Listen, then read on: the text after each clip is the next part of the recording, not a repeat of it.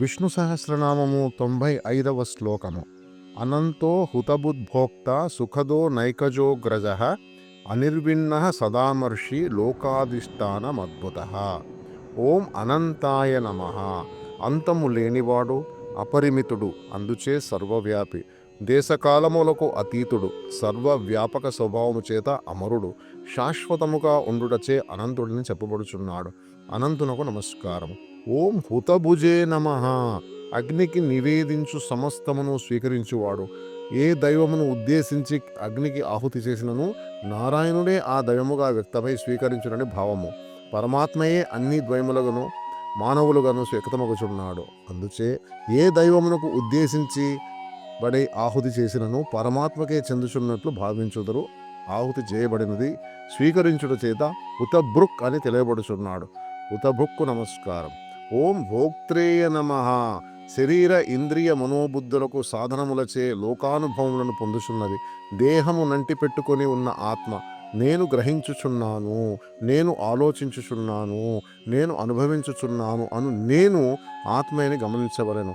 అనుభవకర్తయకు ఆత్మను భోక్తయని భావించుదురు. ఈ ప్రపంచమును రక్షించుట చేత కూడా పరమాత్మ భోక్తయని చెప్పబడుచున్నాడు. భోక్తయకు విష్ణువుకు నమస్కారం. ఓం సుఖదాయ నమ.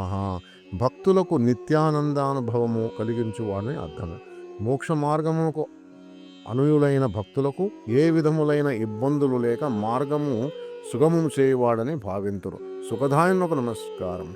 ఓం నైకజాయ నమ. అనేక పర్యాయములు జన్మములెత్తిన వాడని అర్థము. అనేక జన్మములు ఎత్తుటై కాక అనేక రూపములు ధరించిన వాడని కూడా చెప్పబడుచున్నాడు. వివిధ అవతారములందు వివిధ రూపములను ఎత్తి భక్తులను ఉద్ధరించెను. ఒక విధముగా చూచినట్లయినా జన్మించిన జీవరాశులన్నీ పరమాత్మ యొక్క వ్యక్త రూపములే అని తెలియదగును. ఈ జడ ప్రకృతి యందు పరమాత్మ చైతన్యము చేత అన్నీ చరించి వర్తిస్తున్నవి. నైకజుడైన విష్ణువుకు నమస్కారము. ఓం అగ్రజాయ నమ.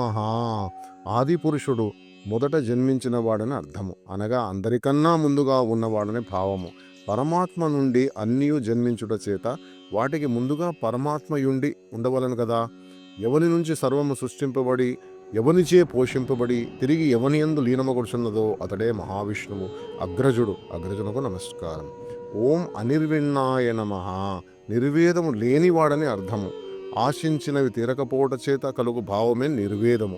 పరమాత్మ నిఘంటువులో కోరికలు కానీ తీరకపోవట కానీ లేవు. అందుచే నిర్వేదము లేనివాడు అనగా అనిర్విణ్ణుడు. గీత కర్మయోగమందు నానావాప్త మవాప్తవ్యం అని శ్రీకృష్ణుడు చెప్పి ఉన్నాడు. అనగా సాధించలేనట్టిది కానీ సాధింపవలసినది కానీ ఏదీ లేదని భావము. అనిర్విణ్ణకు నమస్కారం. ఓం సదామర్షినే నమ.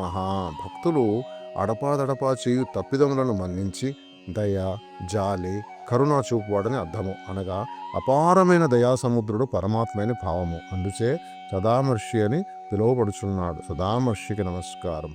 ఓం లోకాధిష్టాయ నమ.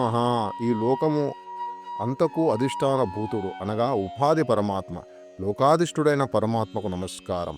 ఓం అద్భుతాయ నమ. అద్భుత శబ్దం ఒక వింత అనుభూతిని తెలియచేయను. పరమాత్మ అద్భుతమైన వాడను భావమును భగవద్గీత ఉపనిషత్తులు ఎలుగెత్తి చాటుచున్నవి. గీత సాంఖ్యయోగము ఆశ్చర్యవత్ పశ్యతి కశ్చిదేవ మాశ్చర్య దదత్వతి తదైవ చాహ్య ఆశ్చర్యవచైవ మన్యః శృణోతి శృత్వాప్యేనం వేదనశైవ కశ్చిత్ అని కఠోపనిషత్తు. శ్రవణాయాపి బహుదిర్యో నలభ్యః శృణ్వతోపి బహోవోయం నవిద్యుః ఆశ్చర్యో వక్త కుశాలోస్య లబ్ధాశ్చర్యో జ్ఞాత కుశాలనిష్ఠ్యః అనియు పరమాత్మ యొక్క అద్భుతమును వర్ణించుచున్నవి. పరమాత్మతో పాటు పరమాత్మను గురించి తెలియచెప్పు గురువు తెలుసుకుని శిష్యుడు కూడా అద్భుతం లేని తెలియదగును.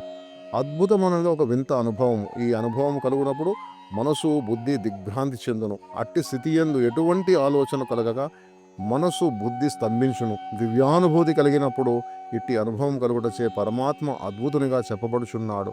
అద్భుతుడైన విష్ణువుకు నమస్కారము. ఓం నమో భగవతే వాసుదేవాయ.